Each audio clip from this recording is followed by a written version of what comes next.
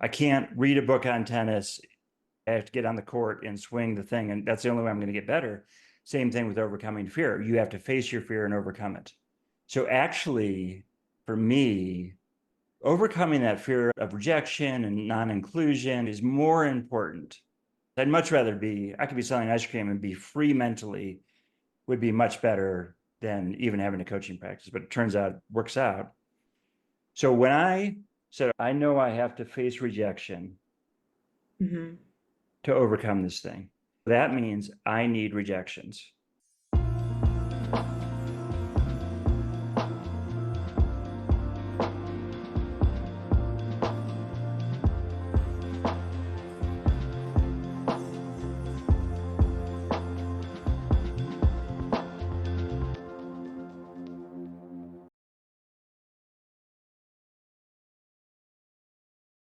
Stephen, thank you for joining me. I just had to do the thing that all coaches dread, which is pick the brain. But you were so generous in coming to talk to me about what it's like to be a coach operating at your level. And just for people that are watching, that is a very high level. Stephen, why don't you take 30 seconds and just tell us a little bit about who you are and where you're from and just contextualize what it means to be a coach for Stephen. Okay. So I'm Stephen Morrow and grew up in Detroit and currently in Denver. And I coach CEOs all over the world, a lot in private equity. I've also worked in Fortune 500 space and been doing it for 20 years, coached in 10 countries. And usually, like I said, C-level folks that either own their company or are working for private equity or in one of the bigs.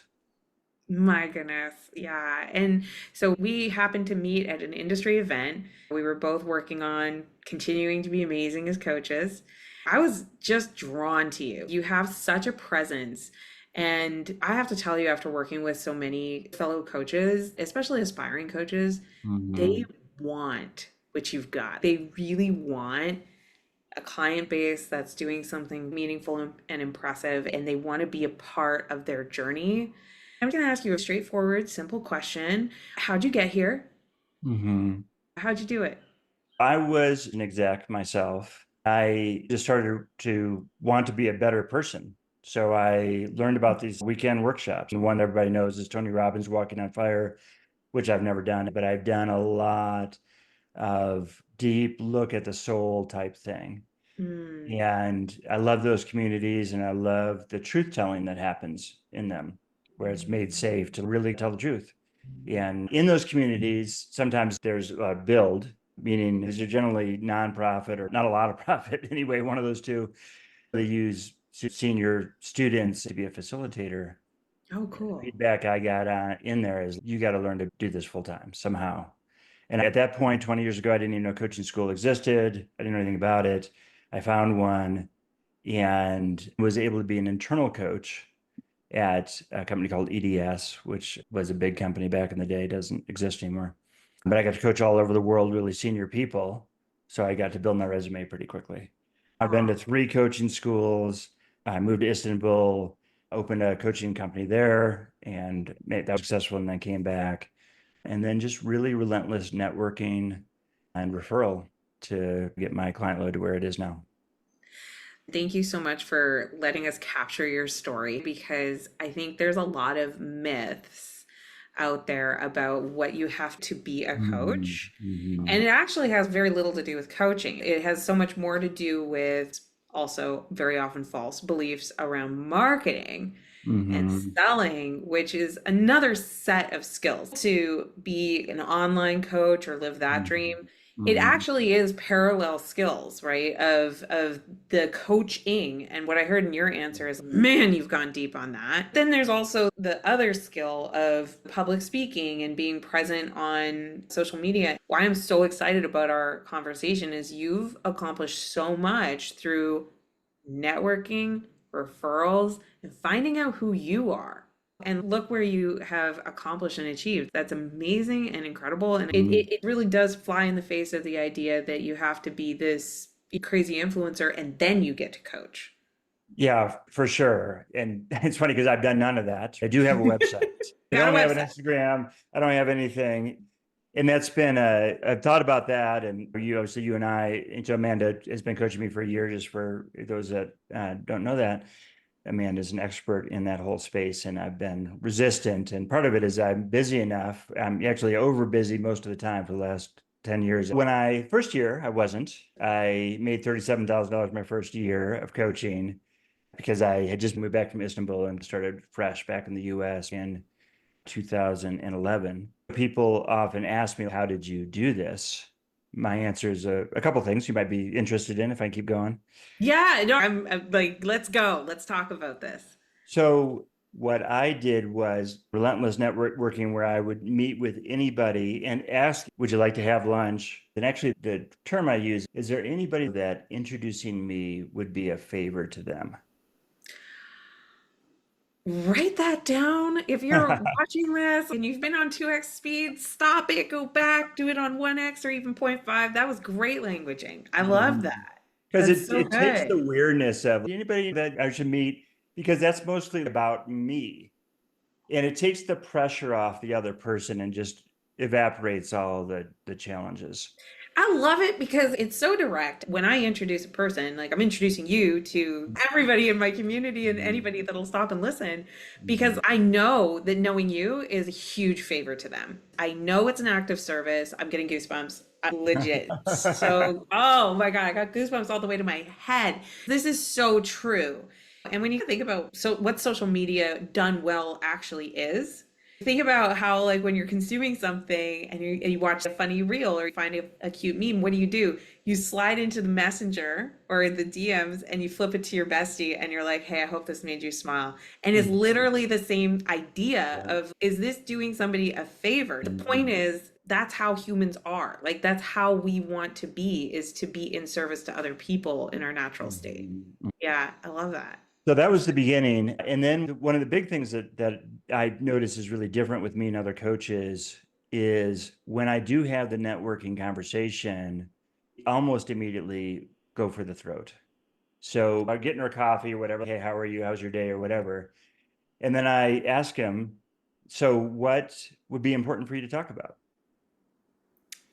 This is such a golden strategy. I love this, right? Because we're so used to either avoiding conversation altogether or just continuing to talk about superfluous things. And so Mhm. I'm curious, what gave you the awareness that I got to go for the throat? I need to ask about what's the real conversation. Because I got to tell you, that's probably what pulled me into talking to you at that event, was Mhm. just like we got real fast. I would say I don't know if I can answer that question. It's a bit of instinct, and also I hate small talk. I'm bad at it, so I'm like, let's just get in. Mm. What I find that many coaches do is they want to talk about their process, and the client honestly does not care about your process. I don't need Van Gogh to tell me how he paints. I actually just want the painting so that Oh I my know what I'm gosh. buying. Yeah, yeah. So what I think about is generally if I have a networking meeting, I try to schedule an hour. I'm going to have a few minutes of warm up. Then I'm going to say, okay, what's important to talk about? And often people will ask me, like, tell me about your process or tell me about your coaching. And I say, actually, what I'd like to hear about you first so I can customize what I'm going to share that would be relevant to you. That's so good. Recently, I had my coach tell me, if you don't have a process for how you sell, people will teach you how they don't buy. Mhm. And what I heard in that typical response is, tell me about your process. It literally is a barrier to trust, that they're saying, here comes the coachy guy. I'm going to ask him to go in this direction so that I can render an opinion about this process. But you circumvent that by just brushing aside the irrelevant thing, Mhm. getting back to. And I love how honoring you are in the other person's process, though, by saying, I appreciate you want that process, and here's Mhm. why I'm Mhm. not going to do that. Mhm. Mhm. Every once in a while, someone will be like, no, I really need to hear about this person. I'm going to swim up with the current, right? That's a I'm just great going to point. honor their question. But usually people will launch in. And then I have 30 minutes to blow their mind. So Mm. what I'm going to do is take what they said. I learned a lot of this truth telling stuff, and I'm very experienced in it. Okay, so what I'm noticing right now, so when we sat down, you smiled and leaned forward. So I'm hearing in your, I'm making this up, right? I'm hearing in your goal that people find you too assertive. I'm just noticing your body right now, or I'm noticing your word speed several times where I'll ask someone, so what is it that you want to talk about? And they will talk. My record is 30 minutes straight. Wow, you just opened the floodgate and they were just like, let's go. Then I'm going to put these two things together. What am I noticing? What am I seeing right now in this moment? And how does that relate to their problem or what they're wanting to get coached on? Because 100% of the time, people are who they are all the time. So if 100% of the time, someone, people are who they are all the time. Love that.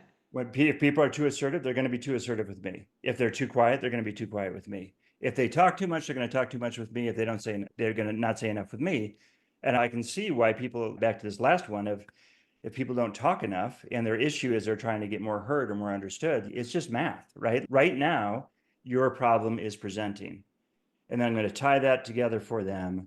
And then they're going to go, wow, this is amazing. I want more of these conversations, is really the thought, which is much more interesting than my process or my background or whatever. It's just like, back to the Van Gogh painting. I don't know the background of this painter or any of his other painting, but the painting he just gave me is amazing. So I want more of those. Yeah. Yeah. It's a very much, I know it when I see it moment. I don't have to pre-describe it or have some sort of a pre-assumption about what it's going to be. I know it when I see it and feel it. That's so cool. I'm really curious. One of my favorite questions I hear often on podcasts is what would you tell your younger self, knowing what you know now? Mm-hmm. And there's a lot of people who, in today's world, like they're not giving themselves the permission to Mm-hmm. be who they truly are. And if they really feel like I should be a coach, I want to expand this part of my identity, like knowing what you know now, what would be a piece of advice you might have given yourself 20 years ago? What's coming to mind for me is something else I wanted to share. When we sell, the minute we make it about us, I'm afraid I'm going to get rejected. I'm afraid I can't build a business. I'm afraid I can't land this client or this particular human. And so now I'm solving for that fear. Mm. And then the conversation is actually not about the client. So don't be afraid to lose a client. That fear then becomes the thing. What I want to share is that this has been so potent. I mean, for me, in so many ways, coming into this process, fear of rejection is a big thing for me. I'm a very sensitive person, and I'm afraid that nobody really loves me. It's lifelong work.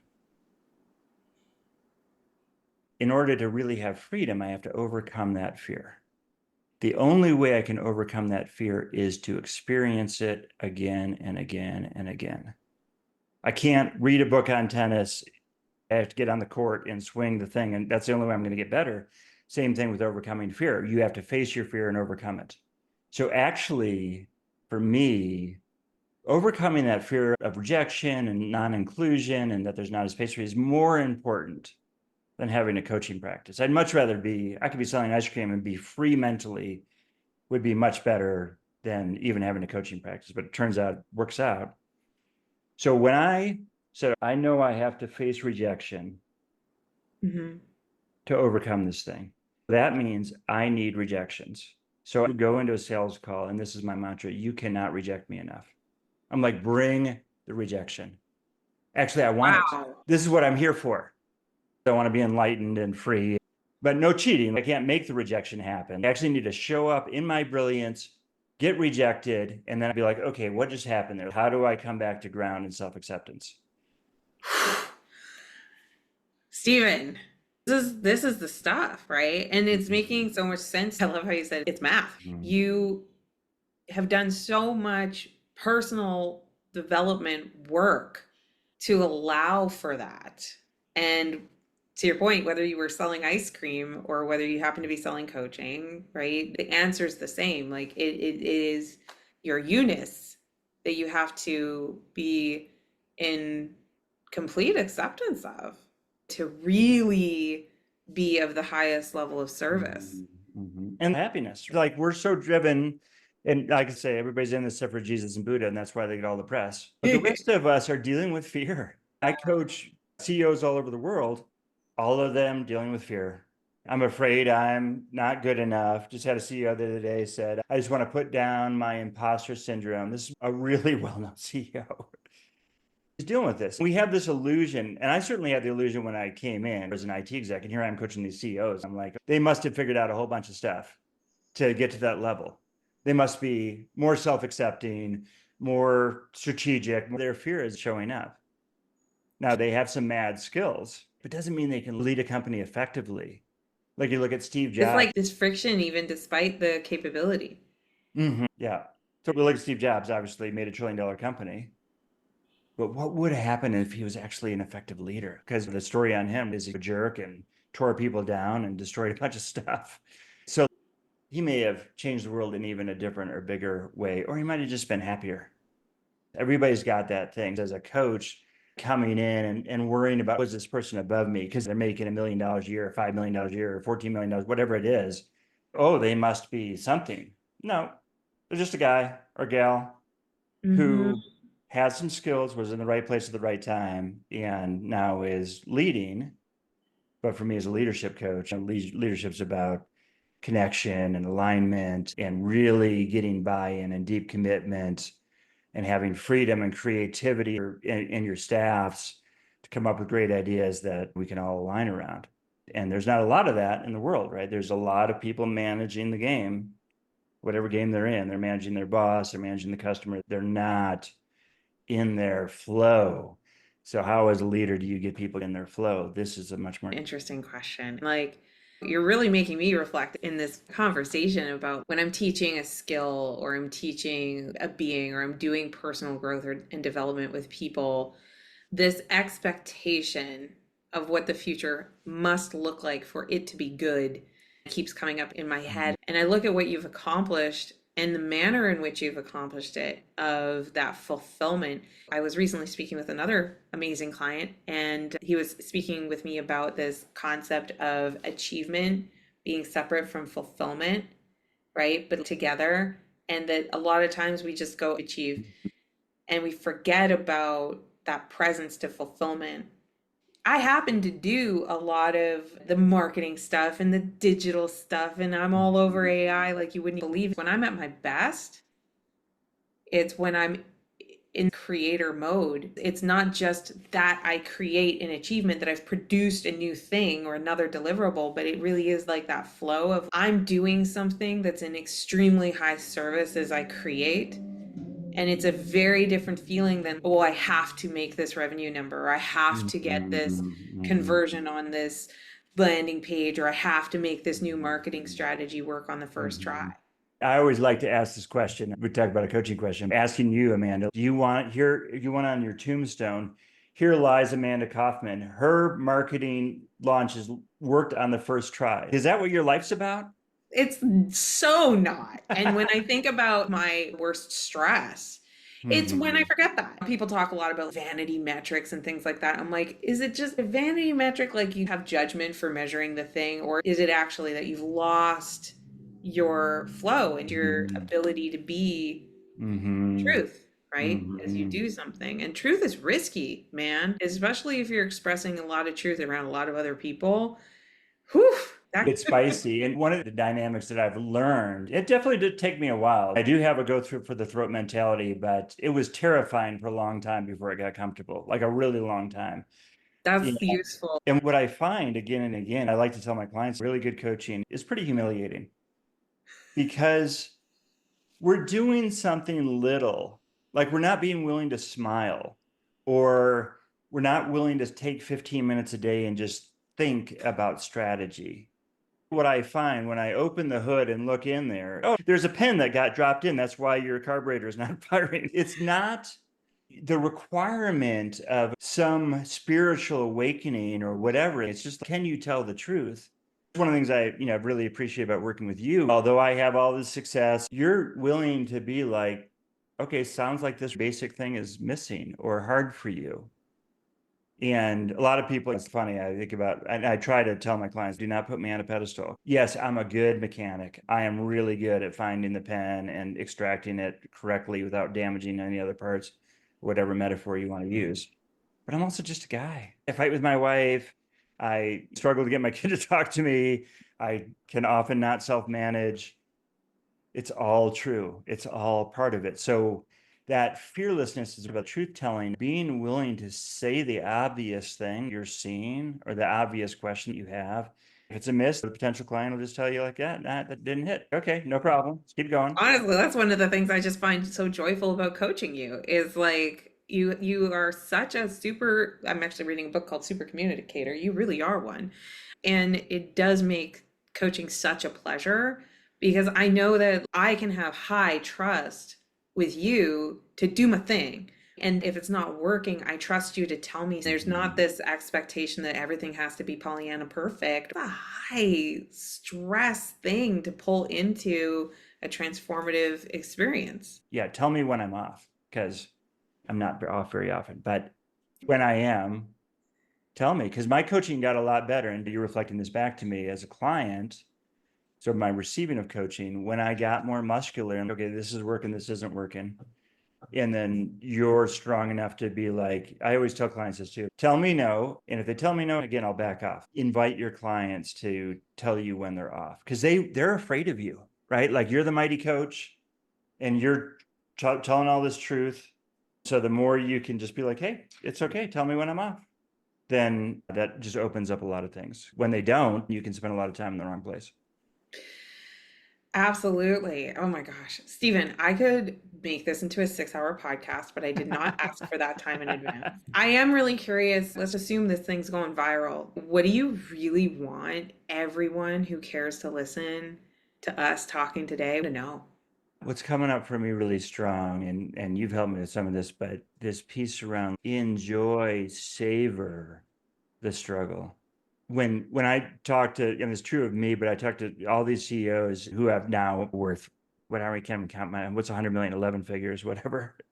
I'm like, what was your favorite time? And they're like, yeah, when I was just building it. We were eating Subway but it was happening. And they often will reflect, I'm sad I didn't enjoy that more because it was so great. Because again, back to you can't reject me enough. This is life. This is happening right once you do the thing.